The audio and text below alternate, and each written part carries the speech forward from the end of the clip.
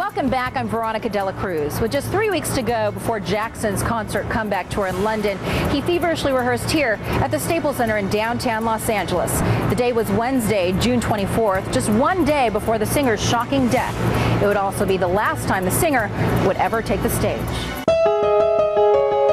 Michael's last full day had started much as the days before had. Reportedly, he had breakfast around 10:30 and then lunch with the children. Lunches was around 12:30. He'd come down and have lunch with his children, then get dressed, to go to rehearsal. At 2:00 p.m., choreographer Travis Payne arrived to the home for rehearsal, and then Jackson headed to the Staples Center. When he arrived, he started his night going over some new visual elements for his final tour. We would be looking at special graphics that were being used in films that we had, captured for use in the tour. He was, as Michael always was, he was very hands-on.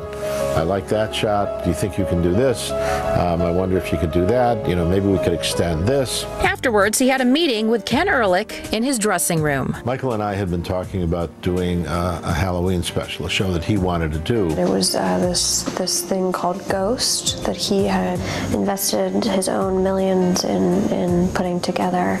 And it was a short feature film. A project Travis and Michael had worked on back in 1997. We mentioned at the residence that it was happening and that, he'd finally now be able to, celebrate Thriller in the way he'd always liked to.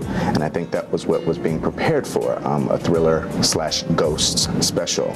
So we all were very excited about Ken being there because we knew what it meant, that there was forward momentum on this idea Michael had for many years to cement Thriller as the Halloween sort of favorite, for the world.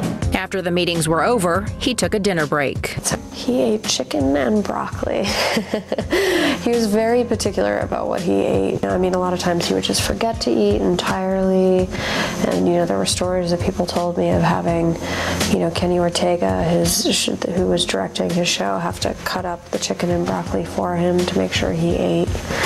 About 9 p.m., the rehearsal began. They had some props and stuff, which is really cool, and just fine-tuning everything. Wednesday's actual rehearsal was great. For the first time, we all sort of had a sense of relief. We saw Michael on stage. He was great. He went through most of the show. He was just in great spirits. He was very happy. He knew that it had come together. And even though it seemed to still be a work in progress, his spirit was high. He was just in a great mood, and not that he wasn't before, but he was in a really happy mood and singing and dancing and just had lots of energy. And they left that night with a positive feeling about the tour. Wednesday night at 12:30 a.m. when we all left Staples Center, he gave me a hug and whispered into my ear, "Now I know I can do this." He was that engaged and that incredible. The last thing Michael Jackson said to me was, "I love you, see you at 2:00. And that was very much how he was. There was no shortage of I love yous and I'm so grateful and I appreciate you, and that was very much the type of person he was. Sadly, Travis would not get to see his friend again. Coming up next, exclusive details of Michael's final moments from inside the Jackson home.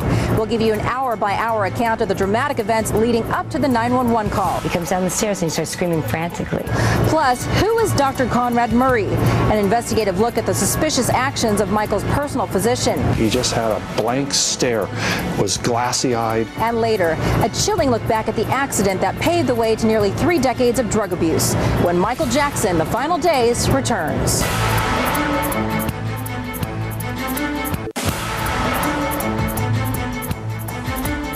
Michael Jackson was renting this $38 million chateau in the exclusive area of Holmby Hills in Los Angeles, California.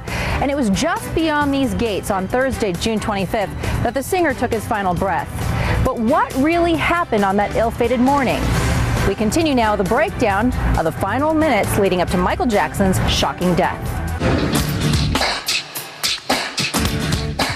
Around 1 a.m. Thursday morning, Michael Jackson returned to his Holmby Hills estate from the Staples Center, where he had spent the last 6 hours rehearsing for his anticipated comeback tour. By most accounts, the King of Pop was animated and in good spirits during rehearsals, but he reportedly called his manager and complained that he wasn't feeling well that night.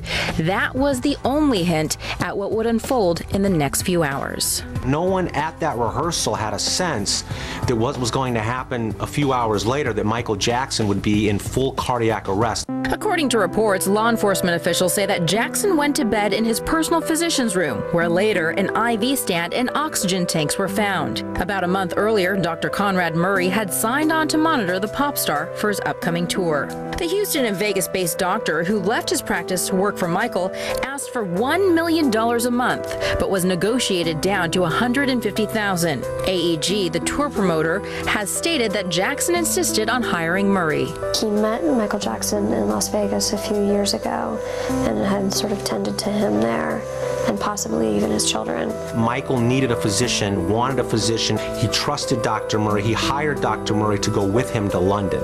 According to reports, Dr. Murray administered Diprivan, also known as propofol, a powerful anesthetic drug only meant for use in a hospital setting. Law enforcement officials believe that this may have been a regular occurrence. Some would argue that this was a man that was enabling Michael Jackson, that was giving him what Michael wanted or needed to feel better, so to speak. Jackson had a long history with prescription drugs, believed to date back to the 80s after he suffered a painful accident. While shooting a Pepsi commercial, the pyrotechnics were set off too early.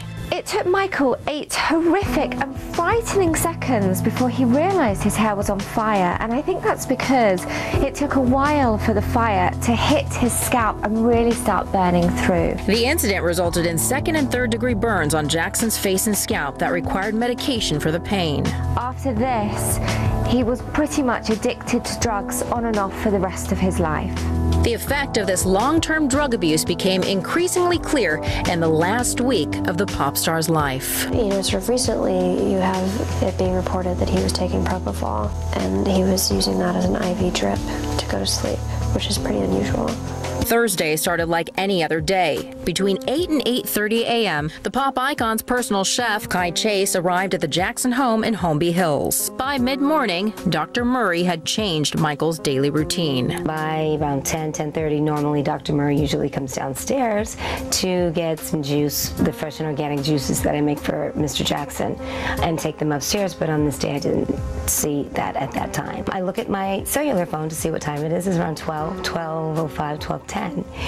And then I see Dr. Murray.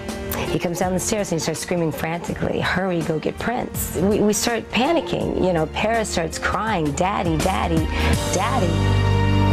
Coming up next, the call heard around the world. He's not breathing yet. He's not breathing, and we're trying to pump him. And a vivid description from the responding fire captain. And obviously their emotions heighten when they know the celebrity of the patient, and that makes it a little bit more intense. Plus, did the paparazzi go too far? Those guys were all over that ambulance. It was crazy. The media spectacle seen outside the gates of Jackson's home when we come back.